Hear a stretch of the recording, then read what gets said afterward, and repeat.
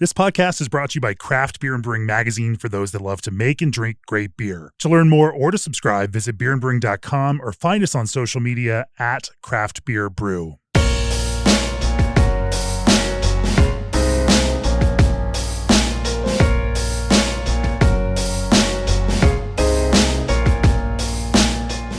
It's episode 396 of the Craft Beer Brewing Podcast. And, we just finished up judging here for the inaugural Colorado Brewers Cup put on by the Colorado Brewers Guild.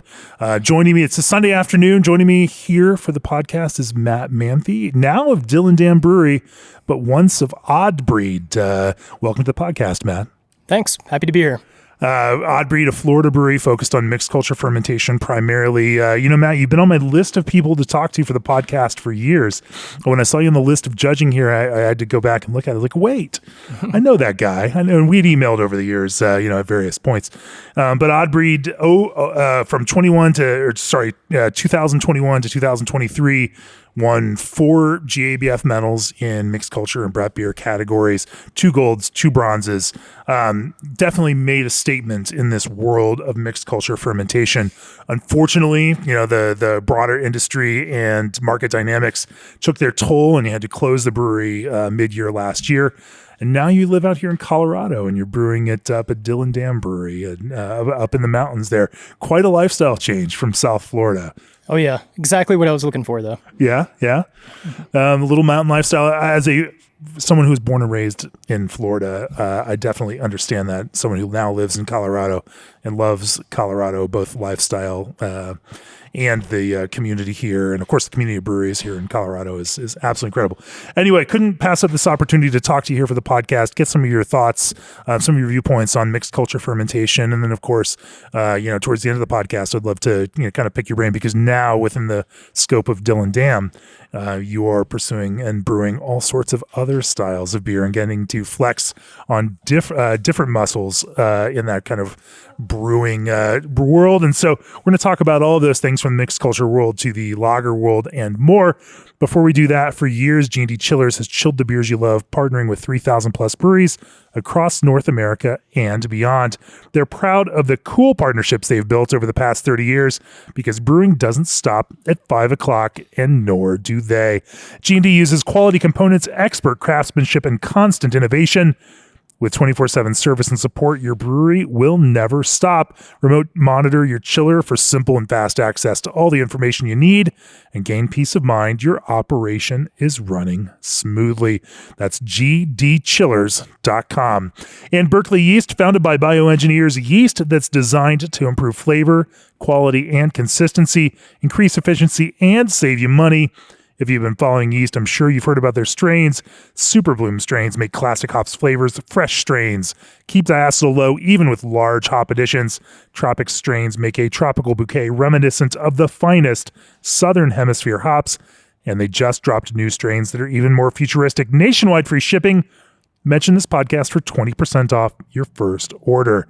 Also, a day in the life of a brewer is packed enough as it is. So why not let Old Orchard assist with R&D?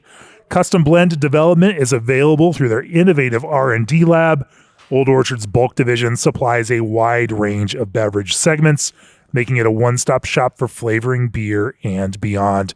More information and free samples are waiting at oldorchard.com/brewer.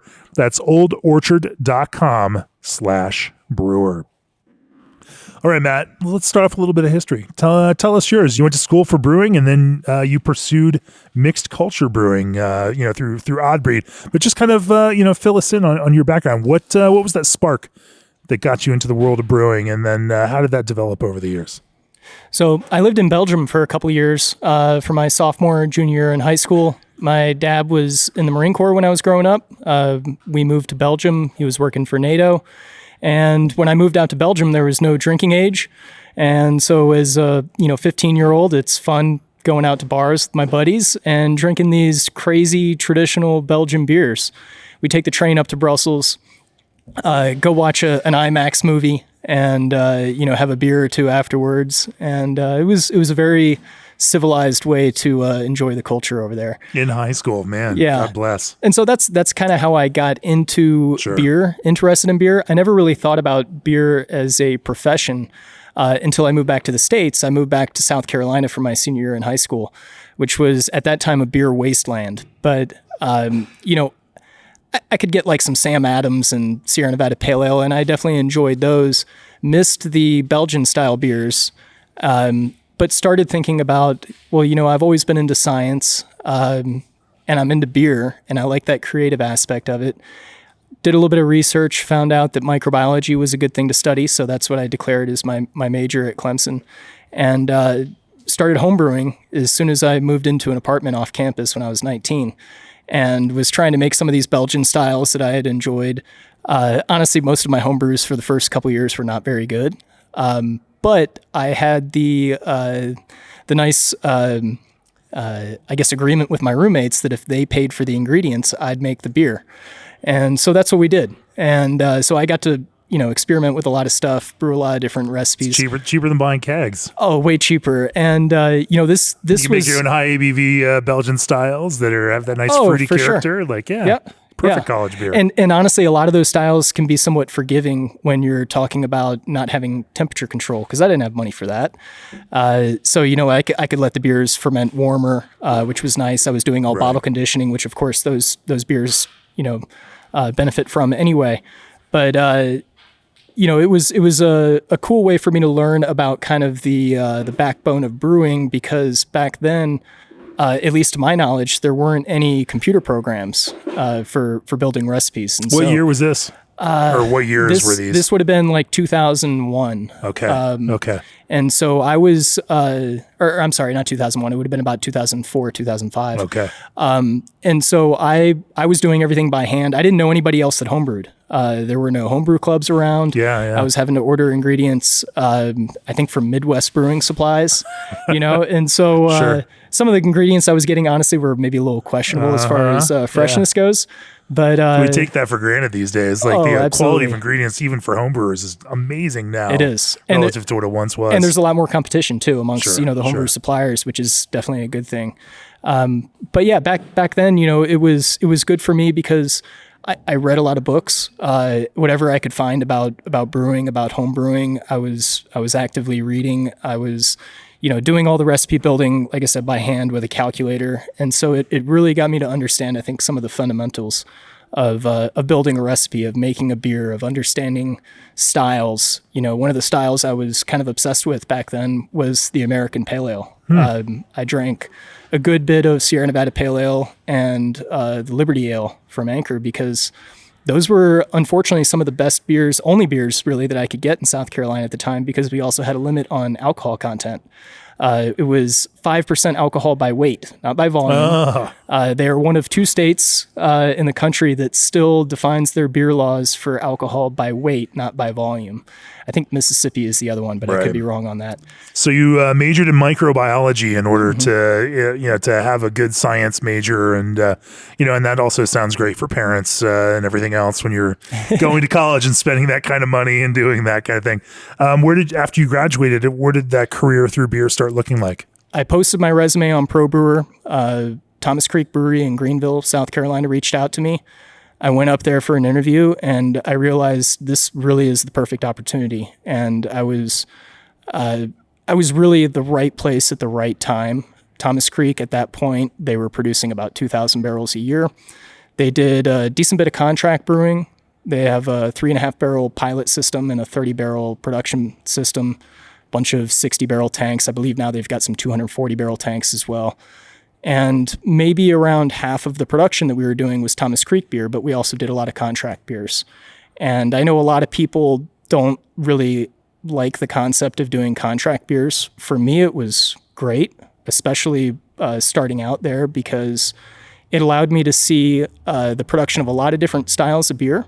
But also, because we were brewing beer for other people, I got to see their motives, what their thought process was on building a recipe, on designing a beer, on trying to achieve what their goals were. And sometimes they would do it completely different from what we would do, and I'm not necessarily saying one way is right and one way is wrong, but it was cool to get that different perspective. I really enjoyed that. Also, because I started there when we were producing about 2,000 barrels, I got to see the brewery grow to building a production capacity of about 10,000 barrels. And so I learned just about all aspects of the operation in a very short period of time. I was there for almost 3 years, started as the assistant brewer, worked my way up to head brewer, and it was a lot of fun. I worked really hard. But brewing 10,000 barrels at that time, that was a pretty significant production in the craft space. Oh, absolutely. And it's kind of funny too, because, at that time, of course, I didn't know that I was going to eventually move to Florida, but we were doing a bunch of contract beers for these breweries in Florida. And we used to joke around that, here we were in South Carolina brewing most of the beer for Florida. Obviously that was, for these craft breweries. And the craft beer scene has exploded in Florida since then. But back then, there was I don't know that there was anybody in Florida, at least on the craft beer side, that had a 30-barrel production system. So after Thomas Creek, where did your career take you from there? So I moved out to Germany. I moved to Berlin, went to VLB. It's about a 7-month program. I did their certified brewmaster course, and that was an awesome experience. I knew that I wanted to go to brewing school. I actually interned at a brewery in Pennsylvania, Appalachian Brewing Company, while I was in school and over the winter holidays. And Steve Sloan was the brewmaster then, really great guy, great brewer. And I talked to him. He was a chemistry major. And I talked to him about, my goals in the industry. And I mentioned to him that I wanted to go to brewing school. He thought it was a great idea, but he was very adamant that I should get my feet wet in the industry first, that I should work for at least a couple of years in the industry, for one, to decide that this is ultimately what I want to do. Because there are a lot of people that think they want to get into brewing beer. Sure. Seems to be a very glamorous industry. And then you get into it and you're like, oh man, this is hard work. It's a lot of time on your feet. It's a lot of cleaning. It ends up being different than what you expected. So he said, make sure that you work in the industry for a couple of years, make sure that this is what you want to do, but also assuming that it is what you want to do and you like it, then when you go to brewing school, you're going to have a lot better perspective and everything that you're learning is going to be that much more relevant. And that was really great advice. I'm really glad that I took his advice. When I did move to Germany, it was a very unique experience. It was a little different than I had expected, but I also feel like I had great perspective on producing beer working in a brewery. Most of my colleagues there, they were sent over from large breweries, mostly in South America, and they were great at what they did, but they were all specialists. And so even though I thought I came from a relatively large brewery producing, 30-barrel batches, going into 60-barrel fermenters, they were producing massive batches of beer, and they were specialists at filtration or lautering or packaging, filtration. And those guys were excellent at what they did, but they didn't grasp the big picture, I feel like, as well as I did. And, I was over there, I think I was a 24-year-old kid, still felt very green in the industry, especially compared to some of these guys that were 40 years old that, knew a ton about one specific area. But it was a really cool experience. I knew that I wanted to go to brewing school if I could. I wanted to go to brewing school outside the U.S. because I wanted to get a more international perspective on beer production. So then how does this relate to Odd Breed, a mixed culture brewery coming out of clearly a lager program at VLB oriented around a German approaches to brewing primarily? How did that piece of this develop? For some reason, I'm drawn to doing things that are hard. I don't know. I think to a certain extent, so I got into mixed culture beer for a few reasons. One was that at Thomas Creek, we brewed a lot of different styles of beer, a lot of classic styles of beer. I was very proud of a lot of the beers that we made, whether they were our own or whether they were a contract beer. It was really cool to get that different perspective, experience brewing all these different styles. But the one thing that we never really touched was brewing with things other than Saccharomyces cerevisiae. And so for me, I still actually did some homebrewing while I was working at Thomas Creek. And eventually my boss told me, well, if you want to come in here on Sundays and homebrew, that's fine. So I'm thinking, all right, this is great. We've got floor drains, with a sloped floor. We've got CO2. I've got oxygen. I've got temperature control because we had a temperature controlled walk-in cooler that I could do my fermentation at. we've got a sound system and we got draft beer on the wall. So, I would go in there maybe once or twice a month on a Sunday and brew a batch of beer. And it was mostly Belgian style stuff because I just had a real passion for that. And I was starting to do some experimentation with Brett, and which my boss was a little concerned about at first, but I explained to him, hey, it's not touching any of the equipment. Obviously, he's a brewer too, so he understands what the risks are and what's reasonable and what's not reasonable. It was a test of your cleaning and sanitation practice ability there. Oh, for sure. Discipline. But also, the Brett was going. All my fermenters were mine. I owned them, so I wasn't touching any of our commercial equipment in that sense with yeast.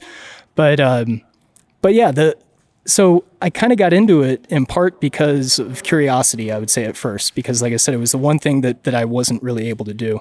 And then once I started trying to make these beers, my motivation transitioned to the challenge of it all, because I felt like I was making otherwise good home brews for other styles. I felt like the beers we were making on the production system were all pretty good. We did win some GABF medals while I was there.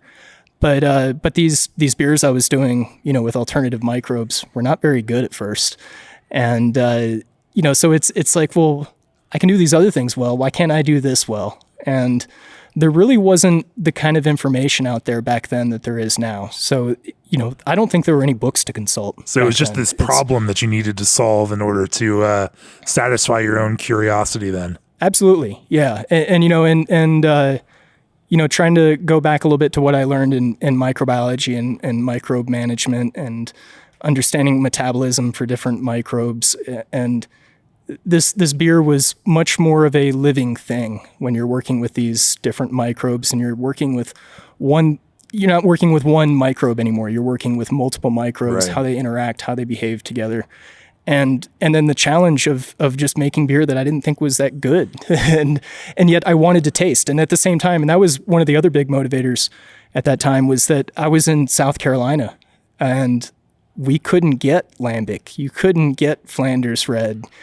Some of these beers that are unfortunately gathering dust on the shelf now and that are easy to find in a lot of places, you just couldn't get back then. And so my way of trying to taste these beers, some of which I had in Belgium when I lived there, like I had Orval, which the first time I tried Orval, the bartender tried to talk me out of it, telling me like, do you know what you're getting into? And I was like, no, but I want to try it, and I knew a little bit about that type of beer and the flavor profile from what I had heard, but yeah, just the unknown was exciting to me. And so that's kind of how I got into it.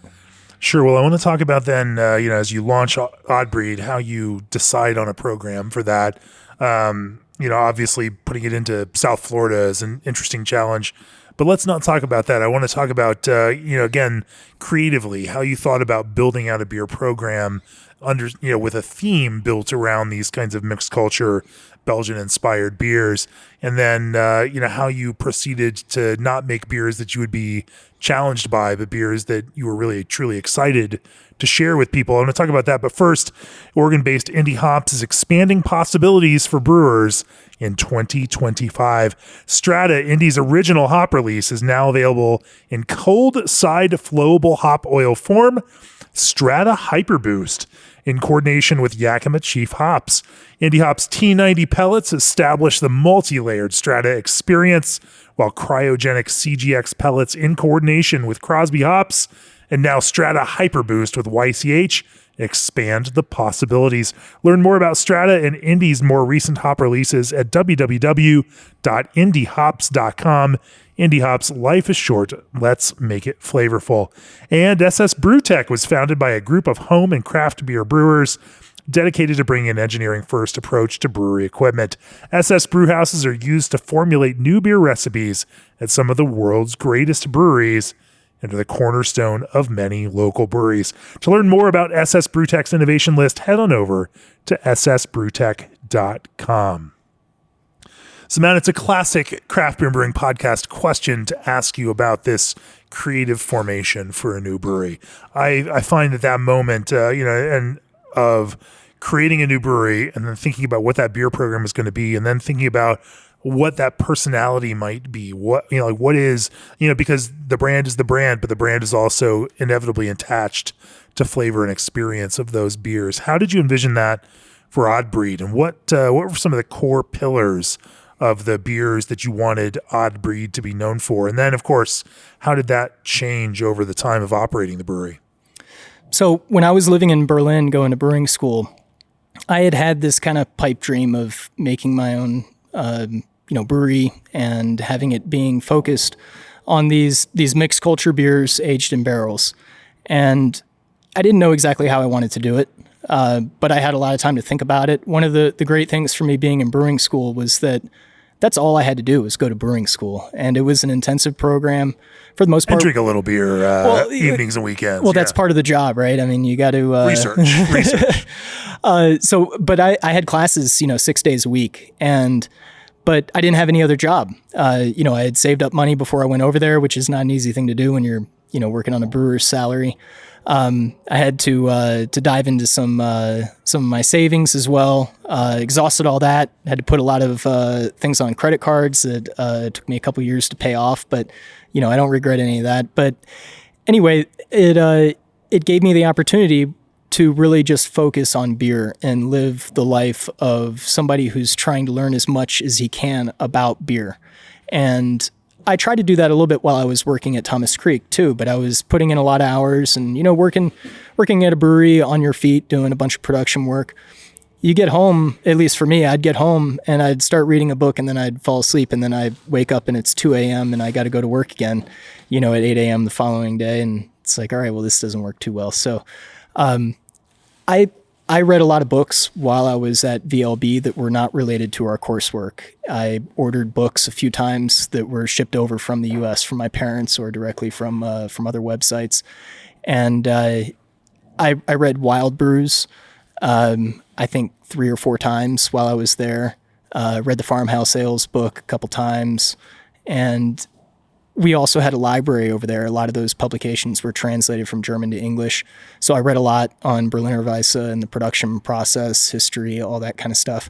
Had a real interest in that. And so when I moved back to the States, I took a job at Brewzy, which is a brew pub that has unfortunately since closed down. But I was a one-man shop there, had a 15-barrel system, and we weren't doing any distribution. In fact, at that time, beer laws in Florida were...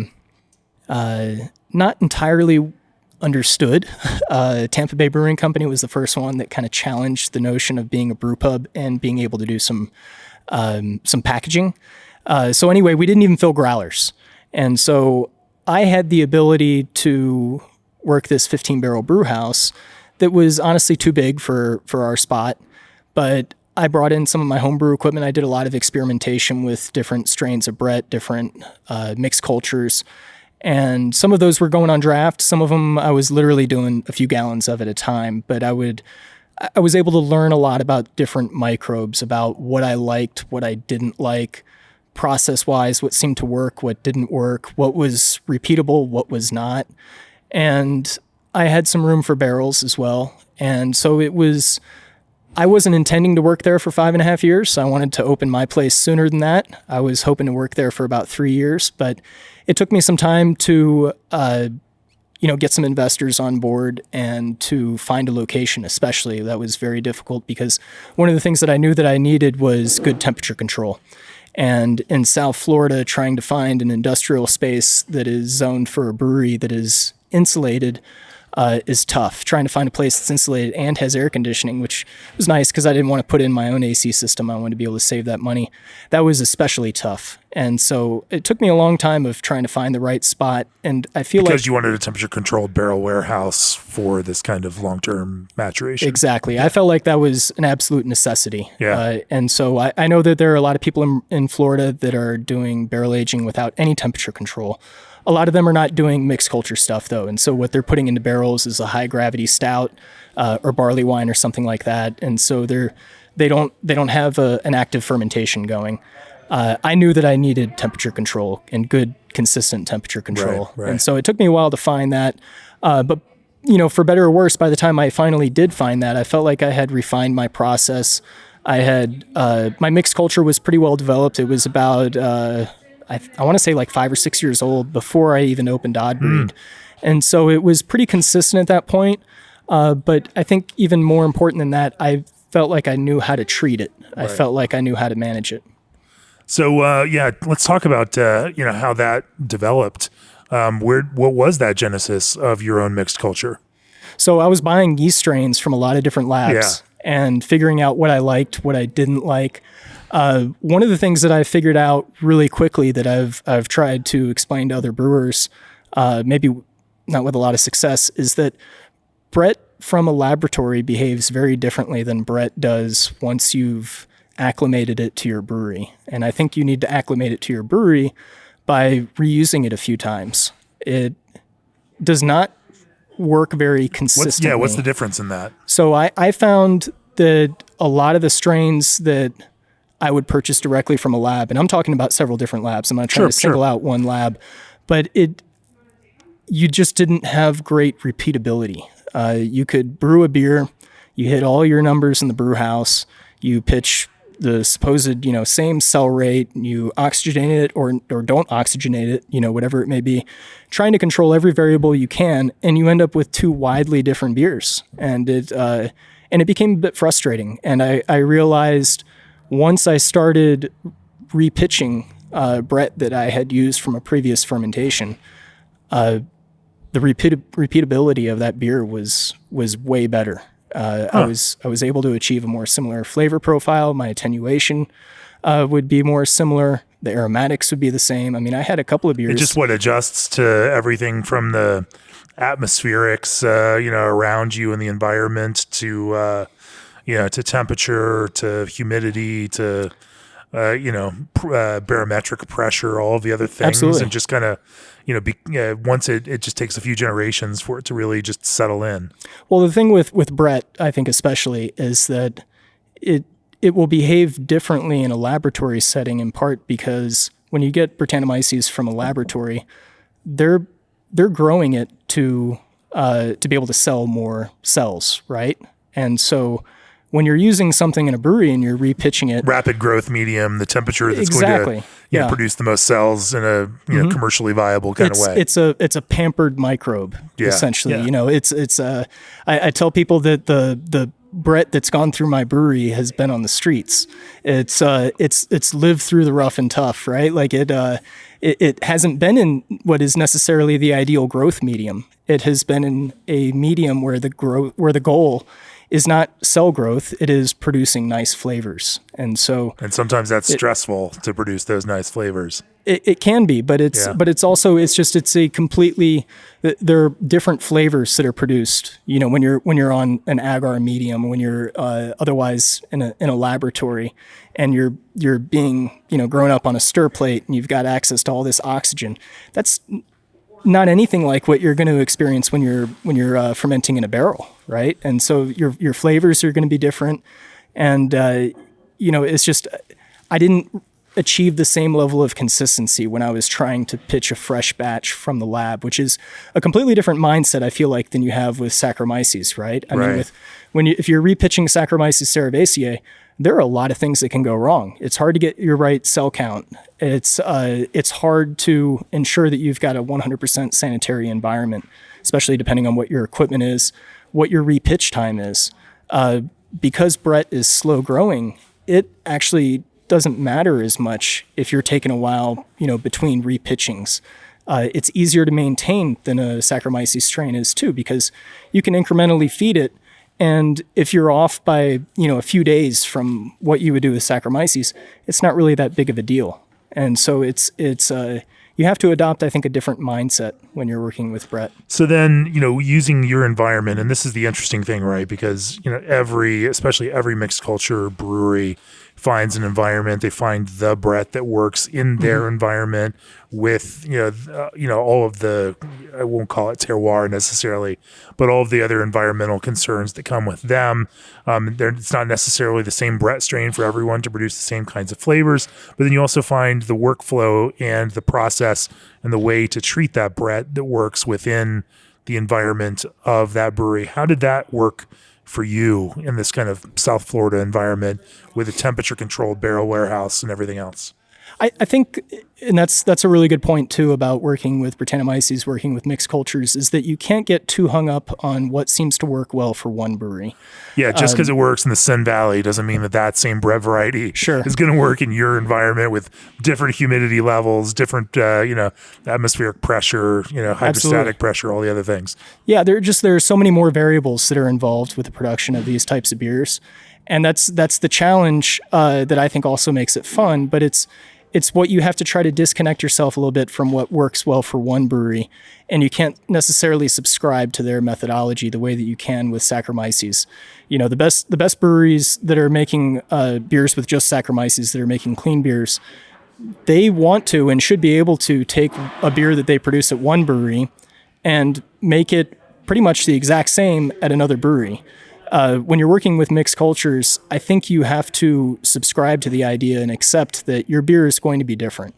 Even if it's the same brewer who's trying to make the same beer and is using the exact same ingredients, even if you're trying to replicate the environment as far as temperature control, humidity, all that, you have to accept that there will be some things that are a little bit different. But so now that we've caveated that and understand the way that we're moving into this, just knowing that what you did may only work for you in the environment you were in, what were some of the things that you learned from maintaining and growing Brett culture in terms of, what was successful through that fermentation, what created better outcomes for you that aligned with flavors that you were looking to produce as odd breed beer?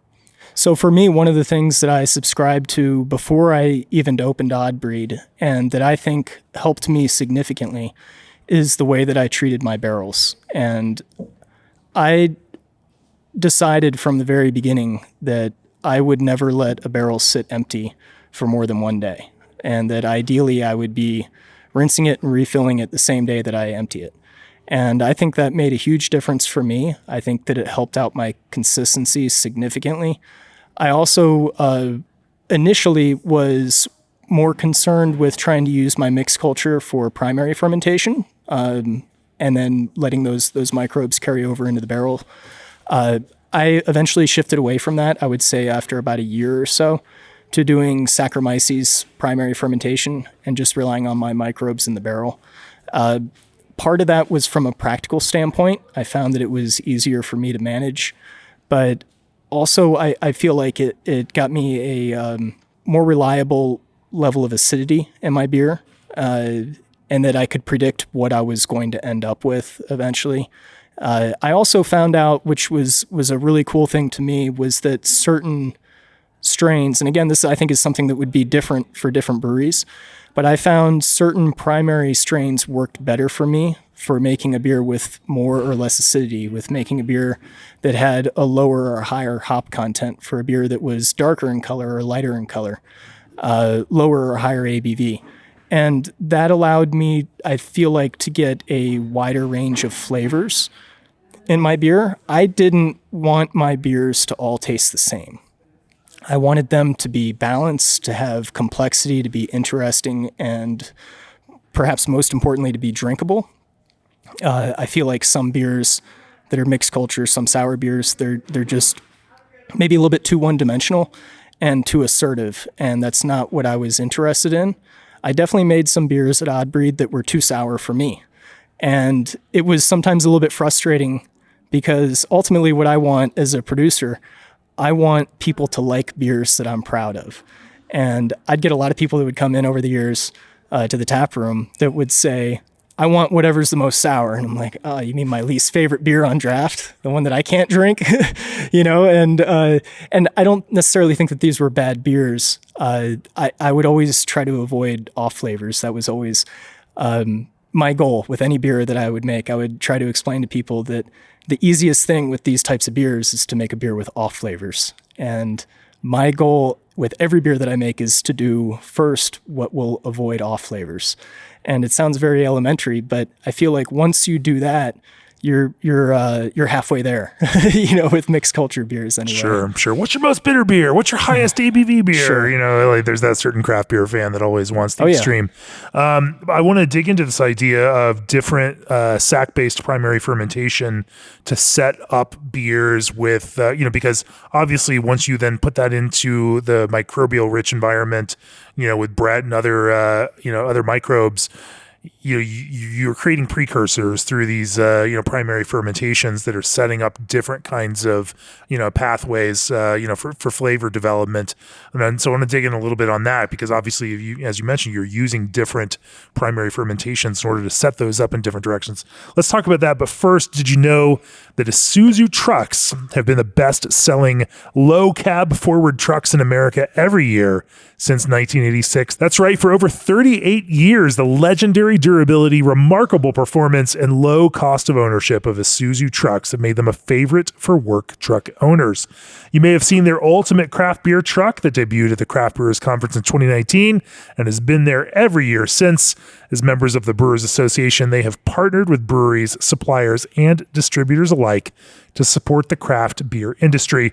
Whether you're looking for a self-distribution solution or one to deliver supplies, there's an Isuzu truck that will fit your needs. Go to IsuzuCV.com to check out their impressive lineup, or visit an Isuzu dealer today to find out why now, more than ever, Isuzu trucks are the trucks you trust for the work you do. So let's talk about some of these different primary fermentation channels, Matt, and what you found then create interesting, but also workable kind of flavor precursors that your then, microbial mix could work on. Sure. So one thing that I think surprised a lot of brewers when I talked to them about my process and what I'm trying to achieve is that I actually almost always avoided using diastaticus strains. And I tried to build more body into my beer. Yeah, that doesn't surprise me. I think, you've got breath and these microbes, they're going to work long. I would assume instead you'd want something that it's the same way that lambic brewers bring a turbid mash that's hard to ferment rather than something that's just going to be diastatic. It's to go super, super lean from the start. Absolutely. And so, I used a lot of relatively low attenuating yeast strains, and it wasn't for the reason that I think a lot of people think. A lot of people think that, you don't want to attenuate too much in primary because you need some food for Brett to work. And that's actually bullshit. With diastaticus, you can have a beer that finishes at 0.2 Plato. I'll get plenty of Brett character out of that. And my findings were actually is that I could get acidity really easily out of those strains too. Really? And so I could. It doesn't need the food; it's eating other things and producing byproducts off of those. I could make a farmhouse style ale, ferment it out with diastaticus, get down to about 0.5 degree Plato or even less, and even with 30 IBUs and 0.5 degree Plato or less of food for those microbes to eat, those would end up being some of my more sour beers than if I was using, say, a London ale yeast and was at 20 IBUs and I finished primary at 3 Plato. And these are same microbes. This is my house mix culture. What's the difference then? I couldn't tell you. And that was kind of what I found interesting and exciting and really cool to kind of learn about, how my microbes behaved. And what I think is cool about this stuff too is that, another brewery may have completely different results. But I do think that there is something to be said, at least for what I was finding worked for me, and because these are things that I noticed consistently. And so I played around a lot with hopping rate, and not just your IBU calculation.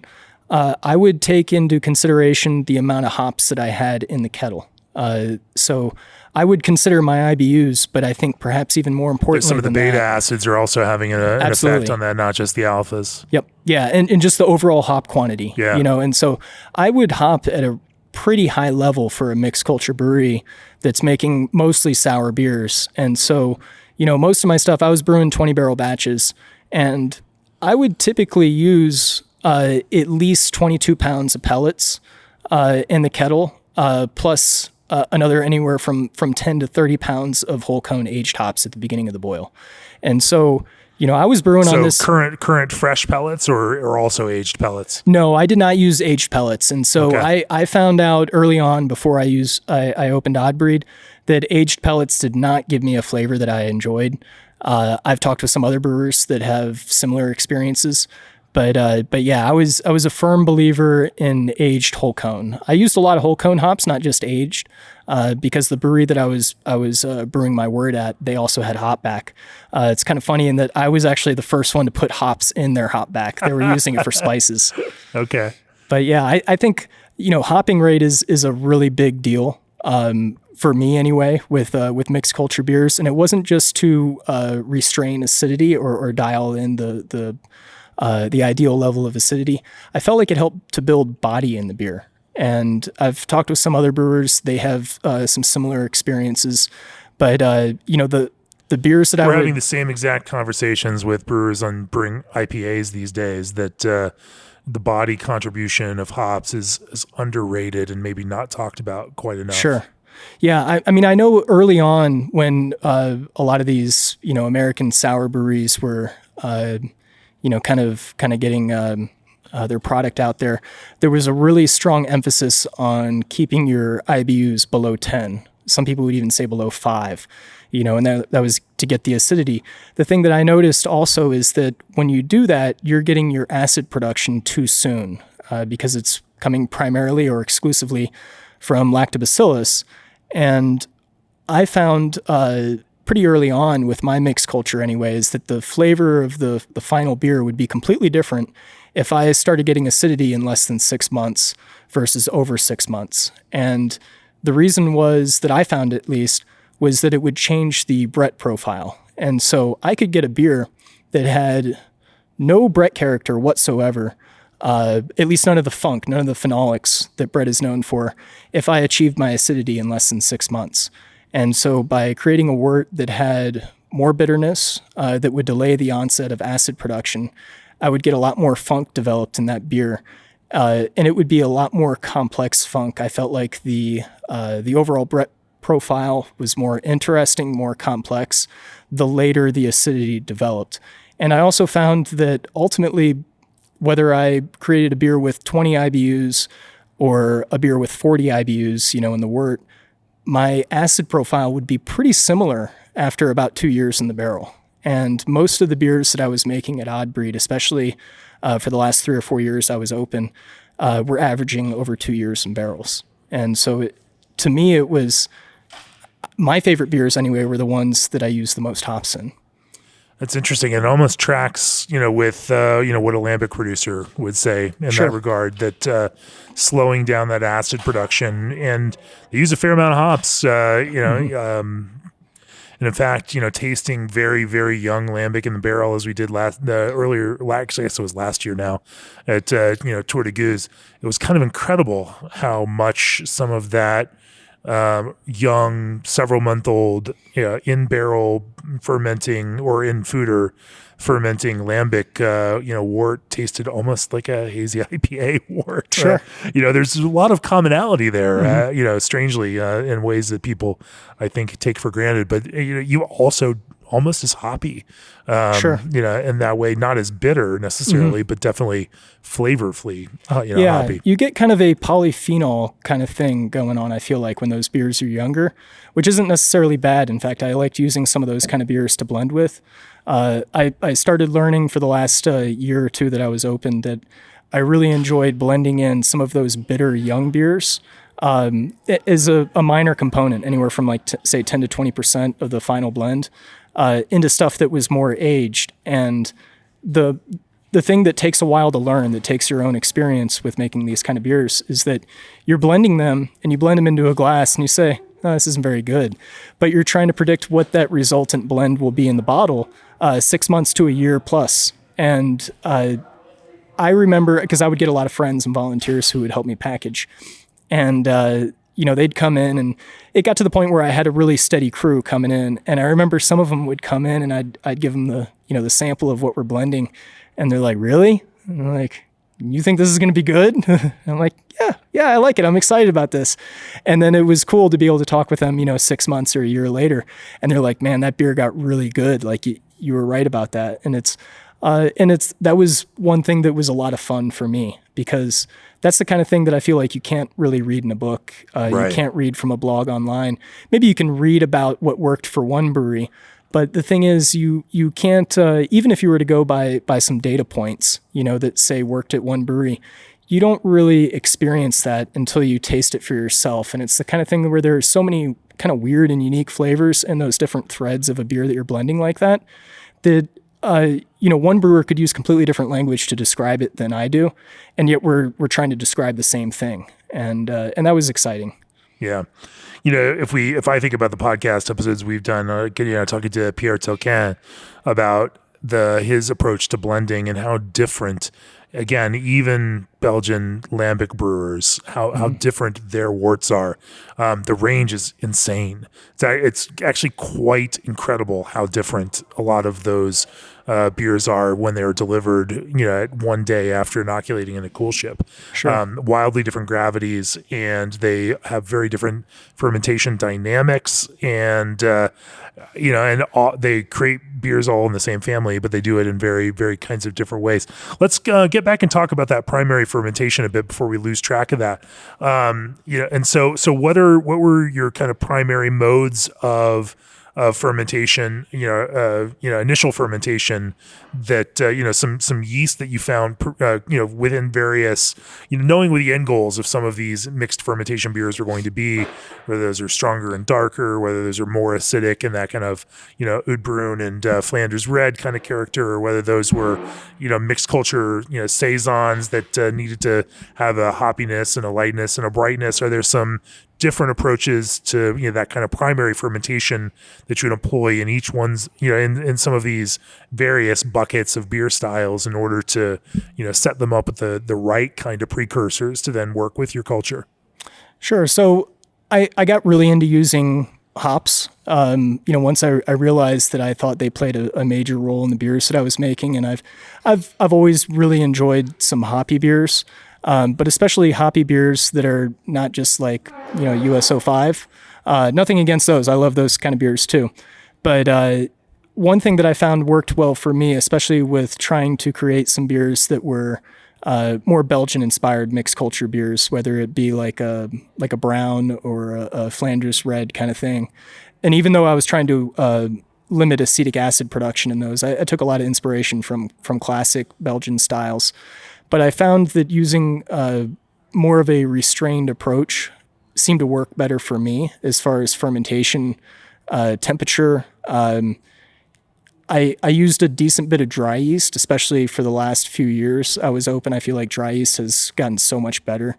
But I also did a lot of blending, and I was trying not to use yeast strains that I felt like were the most characterful, but that also still had something unique to offer. So I used like a lot of T58, for example, but I did fermentation on a lot of these beers, relatively cool. So, talking about like pitching in the low 60s, and my place was temperature controlled at 69 degrees year round. And so by the time fermentation finished on these beers, a lot of times they were, getting up into the upper 60s or low 70s. That's about it. But I also did a lot of 3470 fermentation, which is the Weinhenstephaner lager strain. Sure.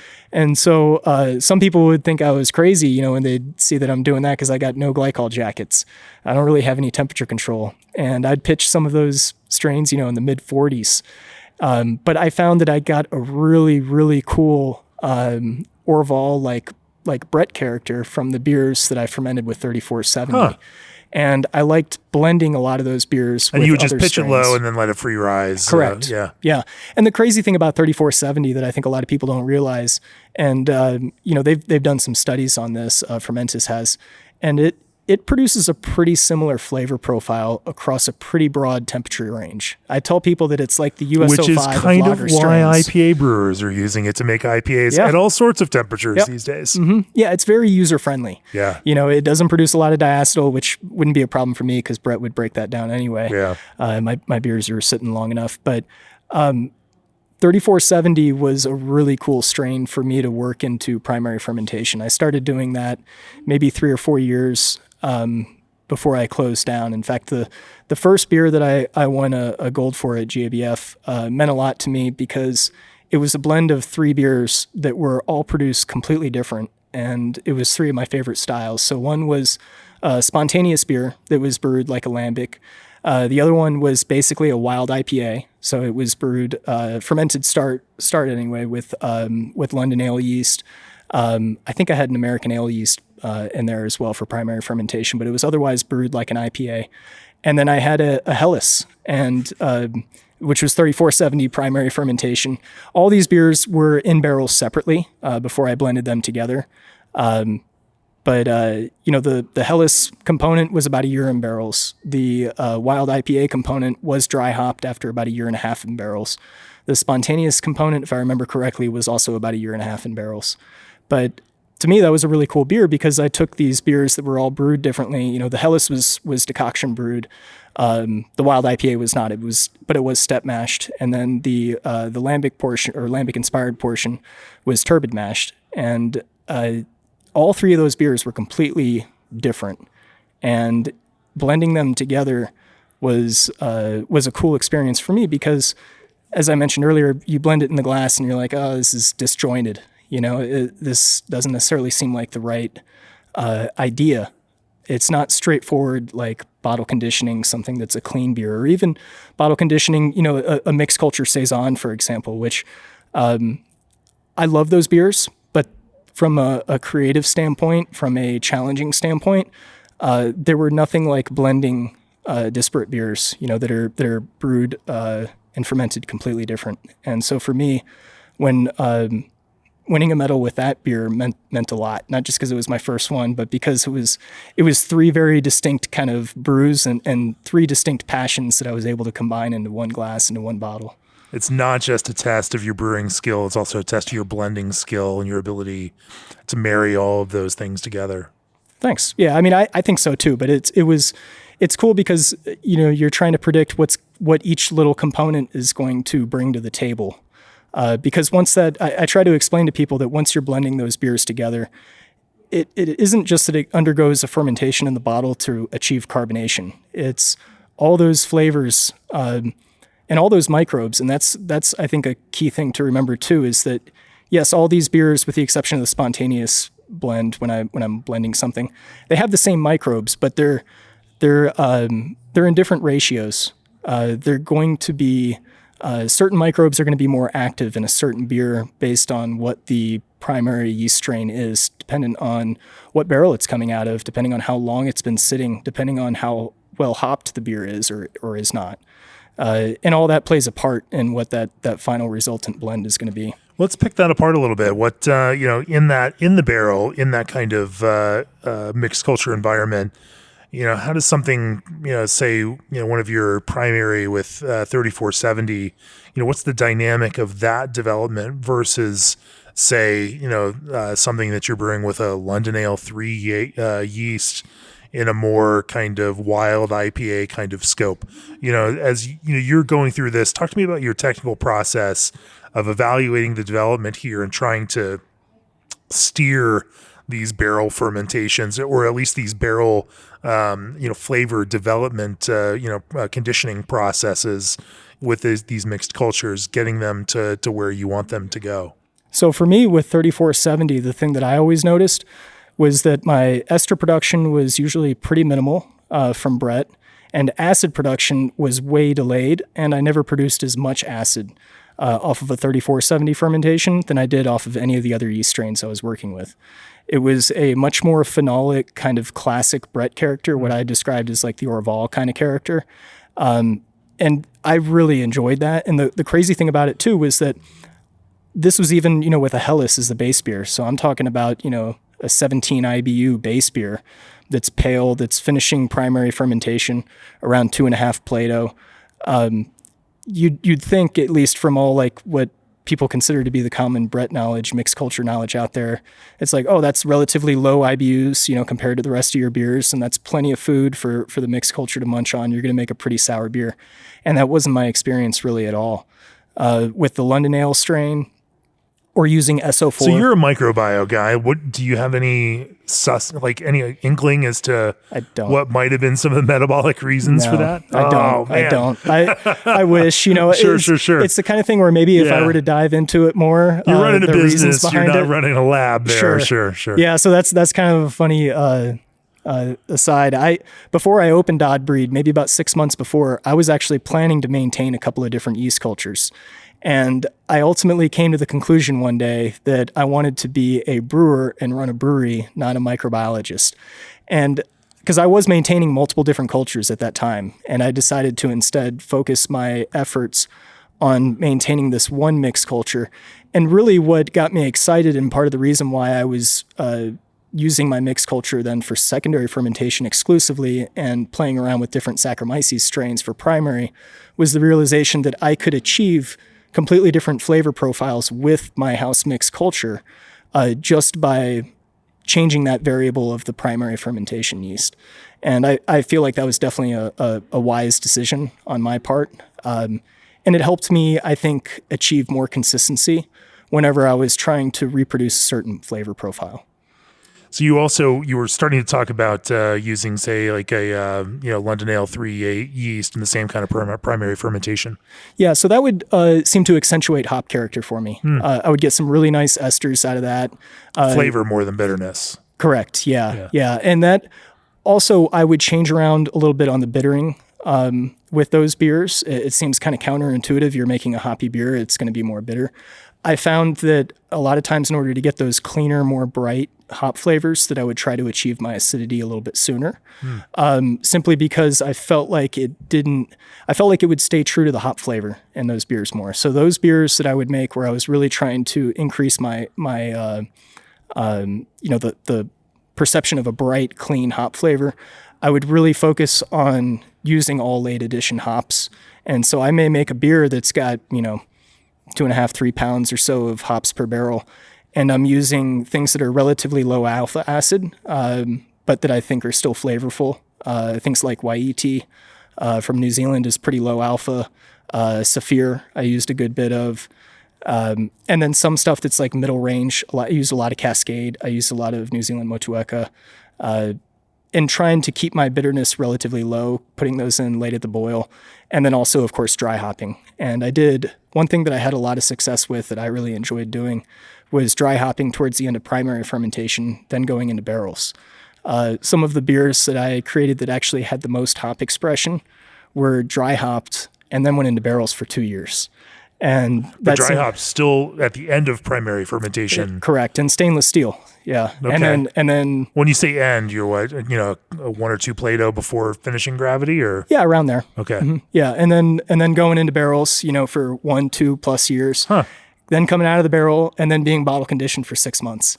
You're not getting the alphas, right? Like you're just getting the flavors at that point, huh? Yeah. Well, the thing is, I feel like you end up with a hop flavor that's very well integrated into the base beer, and the microbes start, working their biotransformation magic, and they make all those flavors integrated into the base beer to where they feel like they were meant to be there from the very beginning.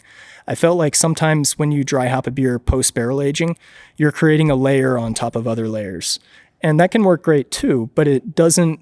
I liked making these hoppy beers where it didn't necessarily taste like the beer was dry hopped. It would taste like the beer was super fruity and citrusy and had all these flavors that were coming from the hops, but it didn't feel like a dry hopped beer, if that makes any sense. I made Sure, it's like dropping your vanilla beans into your, barrel aged stout, with 6 or 12 months left in aging, so Sure. it gets to integrate and feel like a barrel contribution rather than just this ingredient that you added, chopped up and added at the end. Sure, yeah, and those flavors will mellow over time too, and I think that's what seems a little bit maybe counterintuitive, is that you think, oh, well, if you want to make a hoppy beer, then you hop the crap out of it right before you package it, and that works too, but when I did that with some of my beers, because I did that for a number of beers too, and I think some of them turned out really well, but they would always be my favorite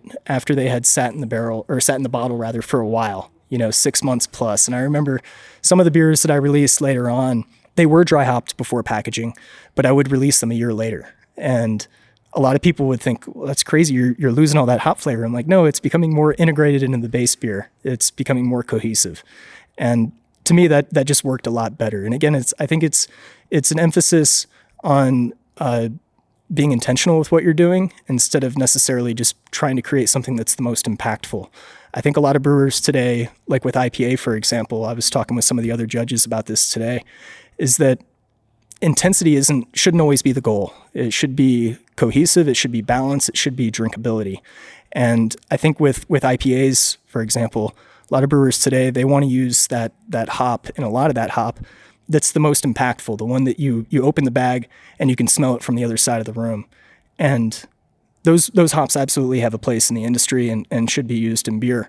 But I don't feel like you should necessarily just use those hops or just focus on those hops. I think some of the ones that are what I would say have like a medium impact, sometimes a little bit of those goes a long way, and it's about trying to create the beer that has that balance, that drinkability, that is smooth, that keeps you going back for the next sip, not the one where you can smell from across the room, which in my opinion, a lot of times those are the ones they're a little harsh and less enjoyable. Anyone can turn the volume up, exactly. But can you, build an, artful blend, an artful melody, and midtones and bass notes and, proper rhythm and, pull that together. And, we did the same thing. We judged some American Pale Ale today. Mm-hmm. And the loudest of those American Pale Ales was not the gold medal winner. It was sure. The one that pulled a lot of those same, contemporary modern flavor notes together, but did it with just a cohesive structure. And, and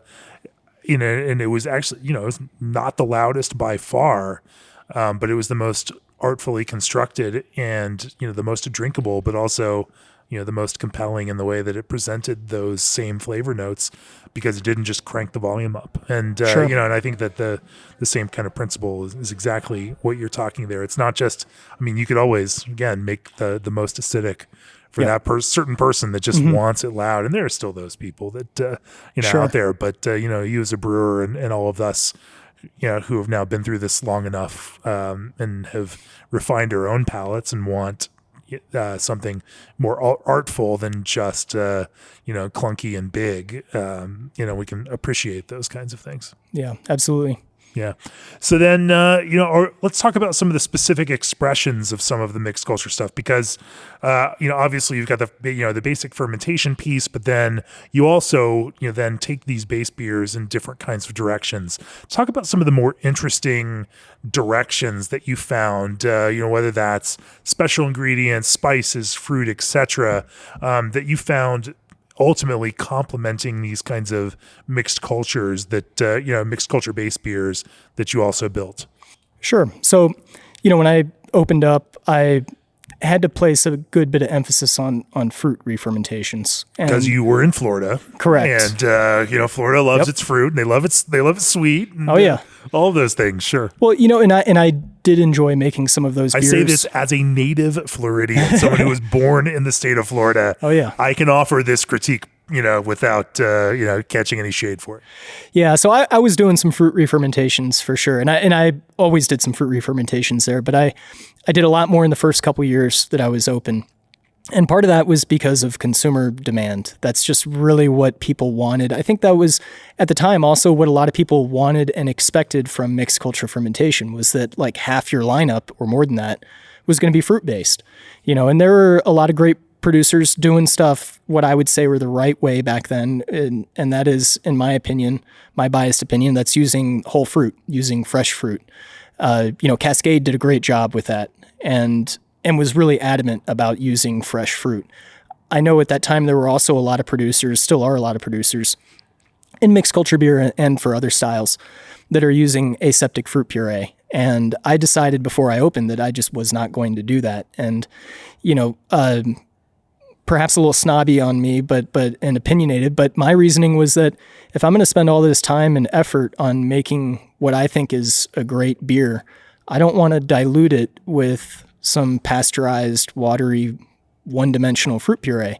If I use fruit, I want it to taste like the whole fruit. I want it to taste like the real fruit. Sure, and you have the benefit of making beers that are, generally singular, and or at least vintage in their sense that where variability year to year and consistency, Absolutely. batch to batch is not the key. Where some individuality and expression from harvest year Sure. is not just accepted but prized in these kinds of things. Absolutely. And that was a nice thing to be able to lean into, and I enjoyed being able to tell that story. I made a beer called Fresh Off the Farm with Peaches. And the concept for the beer was that the base beer actually changed. It was a little different every year. There was some certain common threads between them. But the story for the beer was that there were peaches from Florida that I picked up fresh off the farm. I purchased from the farmer. I did a few different batches of it. Each batch was with a different type of Florida peach. Florida peaches, by the way, are a pain in the ass to work with because they're tiny. They're basically a little bit bigger than the size of a golf ball. Damn it, Georgia, come on. Yeah. They got it on us on that. A good year, you're dealing with peaches that are like the size of a plum, right? Right. And so I did some peaches, some beers with peaches that were California peaches, or even from New Jersey, which are much bigger. And it was a luxury working with those because, it takes about the same amount of time to process a peach because I'm working with these by hand. It takes the same amount of time to process a peach that's the size of a golf ball versus the size of one that's like almost a softball, which is what I was getting from California. And so, I'd process peaches from California and it's after like 2 or 3 hours, it's like, wait, I'm done already. Like it took me and 6 other people all day to process these peaches from Florida, but it was cool to be able to tell that story to the customers. I got away from doing a whole bunch of fruit re-fermentations for a few reasons. One of which, I think most importantly, was just that it wasn't what I enjoyed as much. I wanted to be able to focus on making beers that I was passionate about. I was very fortunate at Odd Breed to be able to focus pretty much exclusively on just what really got me excited. I did a lot of distribution, especially internationally, and that afforded me the opportunity to not just be beholden to my local customer. But so when I would say the last 2 or 3 years, when I was doing far fewer fruit re-fermentations, I was only doing fruit re-fermentations for fruits, for the most part, that were really exciting to me, ones that I hadn't used before, or hadn't done that much of, or that I felt like I had the opportunity to do something really unique.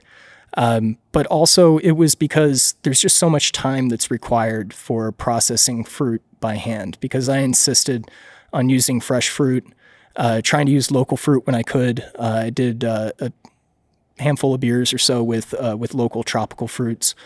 It's a lot of work doing all that. It's a lot of planning that goes into that. With also managing all the other aspects of the business. And towards the end, I was doing most of the bartending as well. And so it got to the point where I was spread pretty thin. And so when you start looking at it from a business standpoint, and it's like, all right, well, I need to do all these things. I also don't want to spend 8 hours processing fruit this week. So you get excited about doing some other things. And so I did enjoy doing a lot of different infusions. I'm not typically one that enjoys spiced beer, but I did enjoy working with spruce tips. I did a few beers with spruce tips. I did a few beers with juniper berries. Did a beer with juniper needles. Some of those things were really cool to me. Did some beers that I did re-fermentation with different types of Belgian candy syrups. So I'd use that in place of cane sugar for bottle conditioning. Did some beers with different local honey varietals, where I'd put honey in the barrel for during the extended aging process, and then also use that variety of honey for bottle conditioning. That I thought worked great because it really helped to reinforce the aroma of those certain honey varietals, and that was really cool to me. One of the things that I liked doing a whole lot was using secondary barrels. And so all the beers that I would make would be initially aged in 500-liter French oak puncheons. That was where the bulk of the mixed culture development was. I'd basically take a beer that had spent at least a year in a French oak puncheon, developing all of its character, and then send it into a standard size, so typically like a 53 to 59 gallon American oak or French oak barrel, that previously held something that I thought was unique, whether that be a certain type of whiskey or gin, or a really unique type of wine, or maybe it was just a certain type of oak that I thought could really lend a cool flavor. Maybe it was a toasted French oak barrel Right. that was a heavy char that I thought would work great with a darker, stronger beer. All those were a lot of fun for me. And so I kind of shifted my focus over the years from fruit re-fermentations as that secondary ingredient to something more like a barrel finishing. Yeah. Interesting. Well, we've been talking for a little while now. Let's shift gears and talk about your current gig. Obviously, you shut down Odd Breed, mid-year last year, and but it didn't destroy your love for brewing and the industry. And I think that's interesting. There are some folks when those businesses don't work out, they need to just do something else. But for you, it was let's work in a different kind of brewery environment. It's brew some different styles of beer, and you didn't lose your love of brewing. Talk to me about where that's led you today. Yeah, so I had kind of seen the writing on the wall maybe a couple years or so before Odd Breed had closed. I was in a position where I had recognized that I wasn't going to be able to continue with my lease. The landlord wasn't giving me any terms that were agreeable. Found out kind of after the fact. Gosh, I mean, this is just the story for so many breweries these days, right? Yeah, it's you look at the cost of moving versus the cost of a rent increase, and like neither of them make real sense from a business perspective and the different real estate perspective now, unless you own the property. Like it's just, Yeah, it mirrors the restaurant industry in a lot of ways. I think the difference being that there are fewer, although that's starting to change now, but there are fewer turnkey breweries that you could move into like you could for a restaurant. But, in South Florida, the landlords tend to be a bit cutthroat, I think, and that they realize that there's this ever revolving door. And so if somebody like me moves out, there's somebody else that's willing to move in. In the case of my predicament, what I ended up realizing after the fact was that part of the reason the landlord was demanding this crazy rent increase was that his other, hand of the cards was that he was going to be able to sell the building to the city so the city could demolish the building and sell the land to developers to build high rises, which is happening all over South Florida, and I'm sure in a lot of other places too. But, you can't compete with that. Yeah, and the cost of building out a new brewery is just so high. Sure. And so, my partners didn't want to put the money into that, understandably so. I didn't really also want to dilute my ownership interest in taking on more investment to make that happen. And I think most importantly in all that is that I wanted to leave Florida. I had been wanting to get out of Florida for a while. At one point, I wanted to relocate the business. But anyway, it was a bittersweet end. I was very grateful that I was able to do what I loved and what I was passionate about for so long. But at the same time, I feel like Odd Breed, to a certain extent, ran its course. And I was excited for doing something new and still being in the beer industry. You said what you needed to say, right? That was exactly. Yeah. That was the end of that creative project and on to a new one. Yep. Yeah. I kind of felt like I did it until it was done, and so I feel very fortunate that I was able to run the business as I was for as long as I was, but I was excited to do something new. And I had considered a few different parts of the country where I wanted to be. One of the things that was very important to me was going to a place that had a well-developed beer scene, that appreciated classic styles, that I felt like the industry was in a better position, perhaps than Florida. And I don't mean this necessarily as a knock towards Florida, but, when I opened Odd Breed, I think there were about 80 breweries in the state. And with the closures and everything, I'm not sure on the exact number when I closed, but it was around 500 or so. I think there's around 500 breweries right now in Florida. And so the scene exploded, but it was a very young, and still is a very young scene. I think a lot of people from outside Florida don't realize that. And so there's not a well-defined beer community there. I think it's still developing, especially when you compare it to a place like Colorado. I feel like this is the epicenter of craft beer, at least in today's age. And I wanted to be part of that. I wanted to be in a place that appreciated classic styles, that had some well-defined culture, some longevity to it, and stability. I think maybe that's the most important thing. Florida, and I'm sure other markets too, are very reliant on trends. The consumer base tends to be somewhat transient. And one of the things that I've really enjoyed about being out here is that people understand and appreciate classic styles. And I feel like we're not necessarily all trying to play into what I call the Instagramification of beer, where everything is all about, who gets the most likes on social media and who has the most colorful looking beer, the haziest hazy IPA.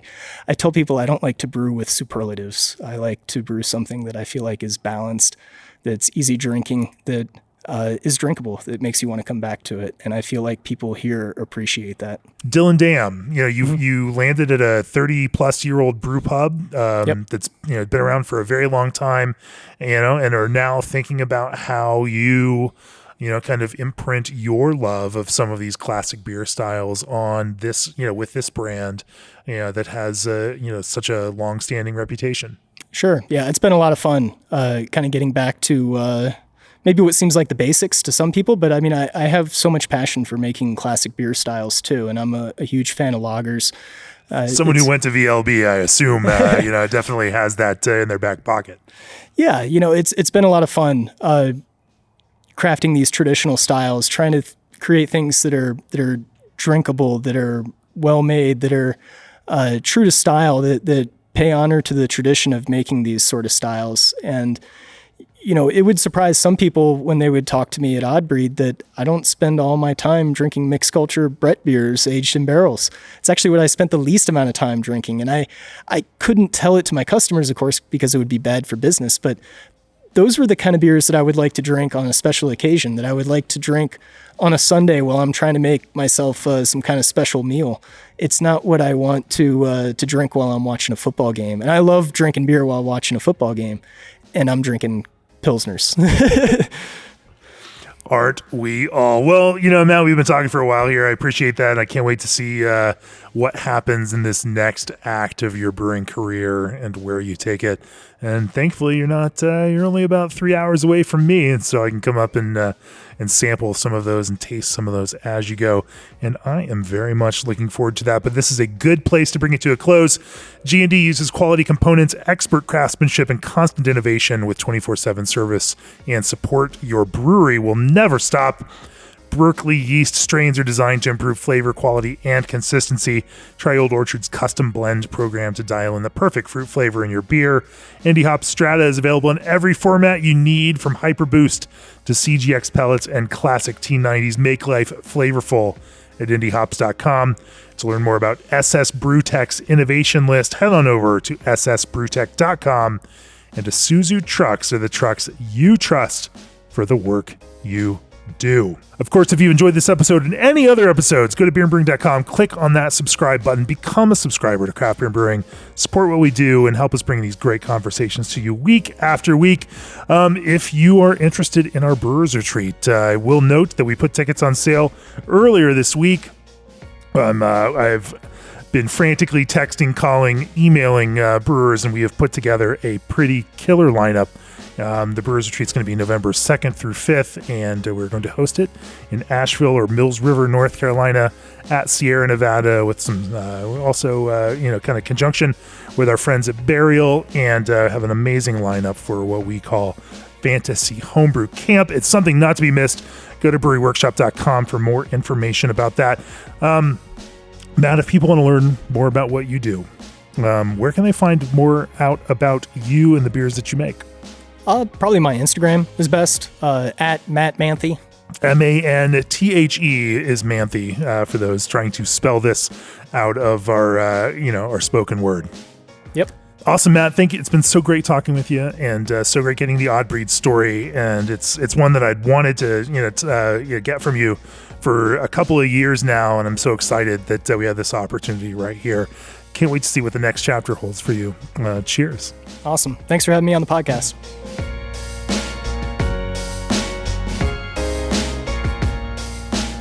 This podcast has been brought to you by Craft Beer and Brewing Magazine, for those who love to make and drink great beer. To learn more or to subscribe, visit beerandbrewing.com or find us on social media at Craft Beer Brew.